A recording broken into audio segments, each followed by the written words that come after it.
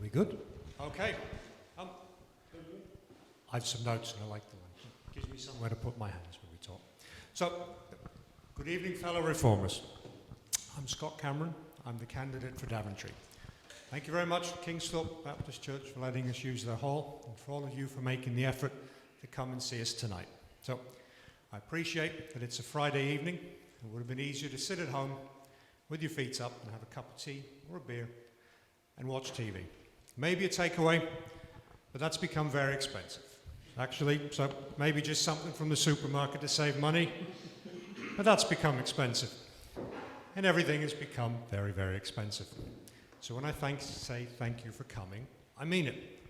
As it's your fuel, which is expensive, and the insurance on your car is expensive, and your time is invaluable. So you made a choice to come and see us tonight and to listen to what we have to say, and this is a big deal for us. And hopefully by the end of tonight, you'll feel this has been a worthwhile investment. And for me, an investment is why I'm here and it's why I'm standing. So I thought long and hard about what to say tonight. And there's so much we can talk about, and the guys are going to cover some really good things. And as a party, we have loads of really great common sense, logical policies to try to fix things. And fix the mess that decades of Tory party and Labour Party leadership have made. And like so many people, ground down by everything around us going in the wrong direction and no sign of a plan to change, I thought someone needs to do something, and well, why couldn't it be me? So I figured if I can invest my efforts to get into a position to make a difference, I'm investing in my future and the future of my family and my friends and my neighbours and my country. I thought I'm going to go campaign, and I'm going to take the time and invest my money, my effort to get votes, and the opportunity to fix things. And I'd be asking people to invest their time and their effort to vote for me and to vote for our excellent team that's here. And I'd be asking you to talk to your friends and colleagues and to spread the good word, try to win hearts and minds of all the people that don't normally vote, as they say, hey, what's the point? You know, politicians are bad. We figured I'd be asking you to try to change the minds of the habitual voter that always ticks the same box, election after election, hoping that this time it'll be different, but knowing deep down it won't be. And I thought, well, if I want them to invest in me, and I want them to invest in reform in the campaign process, then let's talk about what we're investing in. So we're investing in Britain, and we're investing in each other. We're investing in the belief that if we all vote reform, and if we can get those that don't vote to vote this time, and if we can get those that are Tory every election, that think, you know what, I want sensible, logical policies to make things better, and if all I'm getting is Labour policies with a Tory badge on them, I'll vote differently this time. We are investing in the belief that we can get the person that says, I'll vote Labour as a protest to teach the Tories a lesson, to not waste that vote. We are investing in the belief that it can be better if the people in government actually wanted it to be better. And I don't mean better for them, or the people that lobby them, or for the EU, or the many other interest groups that get the priority of the government's time and our tax-paying money.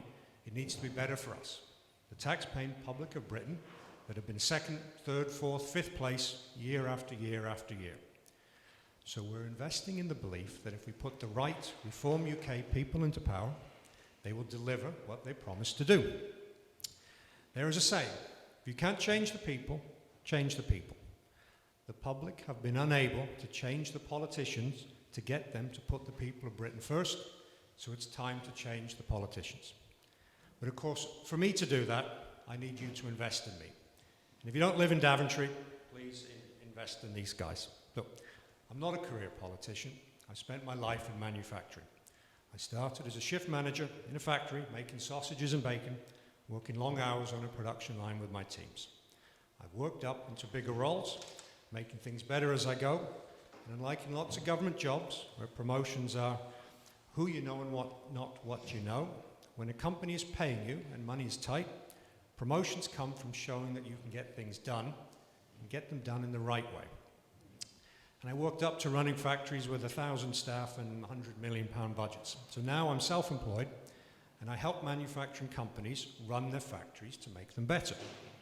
I specialize in places that are struggling, not performing properly, that may have bad management, poor leadership, inefficient systems, unhappy staff, and costing too much money and not enough in return. Which sounds really, really familiar when I look around every day to what we experience in the UK. And that's all we see here in the news. Bad management, poor leadership, unhappy people, everything costs too much, and we don't get enough in return. So my job is to try to unpick all of the reasons that aren't right, and with the people, especially the people on the shop floor, as often they know what's going on and what the issues are, not necessarily the managers, and I'll create the plan to make it better.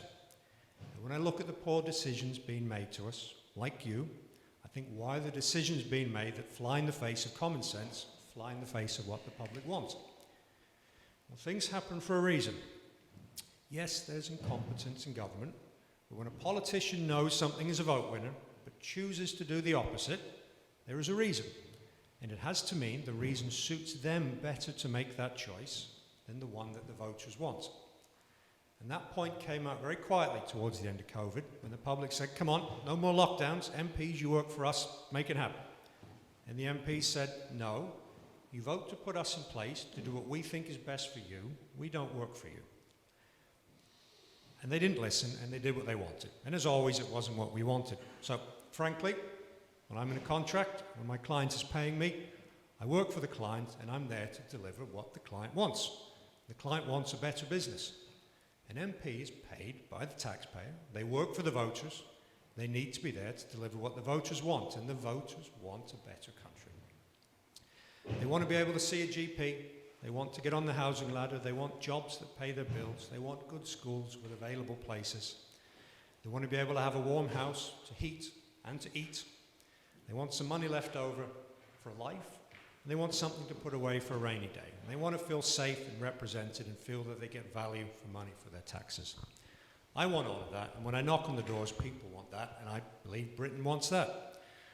I don't feel it's unreasonable, but when we look around, it certainly doesn't look like any of the other parties want that. And I get that we need to invest in each other to raise awareness around the country that reform is the way forward to fix Britain. We need to invest our votes in our candidates. We need to get them where they can make a difference, the difference that we want and that we need to get our country back. Now, about 18 months ago, I joined Daventry Town Council. It's unpaid, we're volunteers, do it for the town. I wanted to make a difference to keep improving Daventry. All the time, we run up against the wall that is West Northampton Council. When you trip over a great big pothole and you bang over it in your car, that's West Northampton Council. I've yet to meet anyone that feels that ever-increasing council tax is an investment in the services they receive.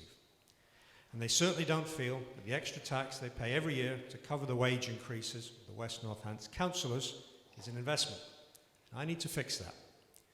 I can't get a good return on my council tax investment, but as the MP for Daventry, I can start to change things to get WNC to work better for us.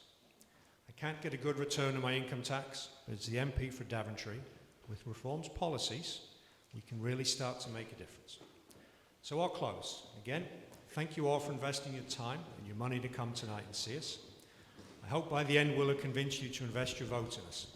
And as you hopefully go out tomorrow and over the next days and weeks before the election, you chat with other people about reform and you engage with them about voting and they say, well, will my vote make a difference? And it's not a case of, what can I do, I'm only one vote. It's a case of, what can I do, I'm only one vote. But actually, there's 47 million voters, and the vast majority of them are very unhappy with the way Britain has become. And that means that if we all invest in voting for reform, we'll win. We'll win the chance to change politics for good and to make Britain great. Thank you very much.